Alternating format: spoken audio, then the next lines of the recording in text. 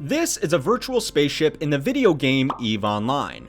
There are tens of thousands of ships like this floating around the game, but this particular one is special. That's because it costs as much as a second-hand Toyota. Why? Well, we'll get to that.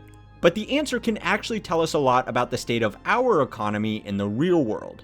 Now, this is going to be the fourth and final installment in my series on EVE Online. I only ever planned to do one of these videos, but the more I started to learn about the game, the more the players reached out to me to tell me about some crazy business deal or economic system taking place within this virtual universe. But because I promised myself I wouldn't turn this into a channel where I exclusively geek out about video games, I am going to look at 3 smaller topics in this video so I don't feel as if I have left anything out. Now, these mini topics are a look at the self-imposed recession the game is in at the moment, how this game is breaking our traditional understanding of the market for collector's items, and finally, what would happen to this video game if it allowed for the trade of in-game assets for real money. Thanks for the suggestion, St. Michael. So, it's time to learn how money works to see how this video game keeps on surprising gamers, economists, and wannabe YouTubers alike. A few years ago, the galaxy within EVE Online was facing a problem. Abundance. An abundance of materials, an abundance of fuel, an abundance of high-paying income sources, and an abundance of safe space to harvest these materials, fuels, and space shekels. Now, while this might sound like a really good problem to have, and it would be in the real world, it does cause some problems in a video game.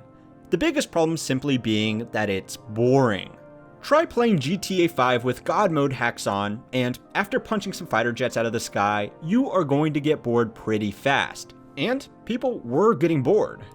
The largest groups in EVE Online were, up until recently, playing a game of build as much as you possibly can so it becomes almost impossible for any smaller group to ever catch up.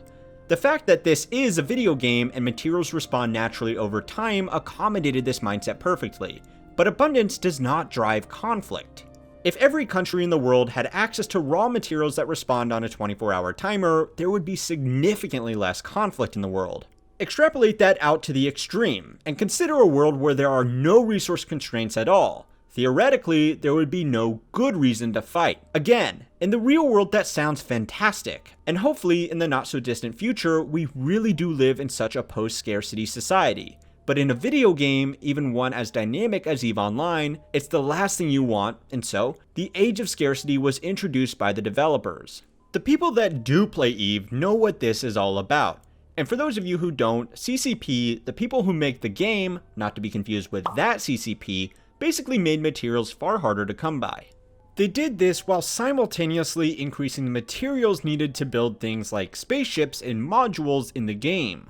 A Titan, the largest and most powerful ship in the game, used to cost about 40 billion ISK to build, the equivalent of around $1,000 give or take a bit. Today, to build a Titan from scratch would cost around 250 billion ISK, more than 5,000 real-world American dollars. These ships were the mainstay of the largest player empires, but suddenly, these organizations are far less keen to take them into battle, because once lost, they will be very expensive to replace. This price inflation also extends down to other more common ships that get used every day. Even the most basic combat ships in the game have doubled in price, which is ironically enough actually suppressing the conflict that the game developers wanted to encourage with this change. Sure, the big empires will need to fight it out to control a diminishing pool of resources, which I'm sure will make for plenty of amazing headlines about epic space battles involving thousands of players. But the average player might just decide that collecting ISK has become too hard, especially when they need twice as much of it to go out there and fly a ship around. In economics, this whole scenario has a name. It's called stagflation, and it's really bad. Prices rising while income is falling means that people's quality of life will decrease rapidly, and that may be what is happening here. Since the introduction of the age of scarcity, EVE has seen a significant reduction in active players, because believe it or not, living in an economy that's going through such economic decline is not fun, even if it does involve virtual spaceships. It's unusual to see an economy voluntarily subject itself to stagflation, but for what it's worth, some of the largest conflicts in the real world have followed periods of stagflation, so maybe the game developers are onto something here. Most ships in EVE Online can theoretically be mass-produced. Even the aforementioned Titans were, up until recently, being constructed on assembly lines all across the galaxy in huge numbers. But there are some ships in this game that are a little bit different. Alliance Tournament ships. The game developers used to have an annual in-game competition called the Alliance Tournament, or AT. This was a tournament that tested the skill of the top players in the game to see who was the best at shooting their opposition in the face. The reward for winning or placing in this competition was a selection of ships that were limited in number, normally to 50 each. It's kind of like if the Olympics gave out spaceships instead of gold medals. Anyway, the thing with these ships is that once they are given out, that's it. There are no more. If one gets destroyed, well then only 49 of them will remain in existence. That one is never coming back, and whoever was flying it will either have to buy one of the remaining ships or never fly that ship ever again. Now, of course, given their rarity and their prominent history, these ships have become collector's items, and expensive ones at that. But most of these AT ships are really good in the game itself. For people that don't play the game, think of it like being able to use a Formula 1 car at your local go-kart track. But here's the thing, their price actually depends a lot more on how good they are rather than how rare they are. There are some of these ships where only a dozen or so remain in active circulation, but they may not have stats in the game to make them that competitive. Now, normally to high-end status goods like this, performance doesn't really matter. A Rolex objectively keeps worse time than the phone in your pocket.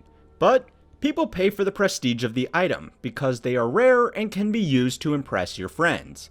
Now, this is typically thought of as a supply-side issue. There is a limited number of these collectible items, so only the people who are willing to pay top dollar for them ever get any. But this dynamic here shows that the demand side might be a bigger factor than most people realize when studying these bizarre marketplaces. Now, despite all of that, you might still think, who the fuck uses something so valuable in a video game when it could be lost by something as simple as your internet going out? Surely it takes a special type of person, right? Well anyway, this is mine, and I'm very proud of it. Not really, but thank you to the anonymous viewer who let me borrow it to take this footage. I don't know why they did. Scams are totally allowed in this game, so I could have just kept this and he would have been out a $10,000 spaceship. Now, anyway, this crazy person explained that if they were given the opportunity to sell this ship for real money, they would probably take it. But unfortunately, the game does not allow for the sale of in-game assets for real money. In fact, the closest the game has ever got to allowing this is in their charity giveaways, the most well-known of which involved the YouTuber Scott Manley paying the equivalent of $30,000 for one of these ships in a charity auction using the in-game money. Keelan Darklight, the person that sold the ship to him, then used this in-game money to buy Plex.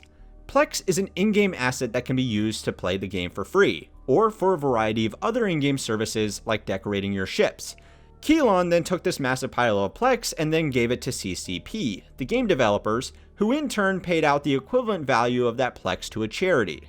A heartwarming story for sure, but what would happen if that Plex could be given to CCP and they would give you the money rather than handing it off to some charity?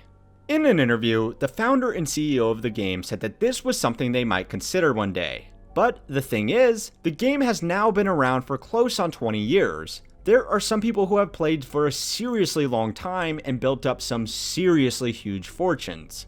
Opening the floodgates to being able to convert those fortunes into something that could buy a house or a car rather than just internet spaceships is going to cause some problems in the short term. Mostly, everybody will just be trying to sell off everything they own, which will make the price of the in-game assets fall, and the price of Plex, the item that is required to facilitate this exchange, skyrocket. Now, this means that most players won't actually be able to realize the market value of their internet spaceships, and would likely end up only selling them for pennies on the dollar. But it would be good for those people that actually pay money to enjoy the game, so it really is not as crazy as an idea as most people think. In the short term, it would be chaotic. But in the long term, it may genuinely add a level of stability to the virtual economy and make all those headlines about million-dollar spaceship battles all more relevant. Now, if you're wondering who pays for those battles these days, go and watch my other videos on the financial system of EVE Online. And if you have another video game that you would like me to make a video on, please comment it down below so that you can keep on learning how money works.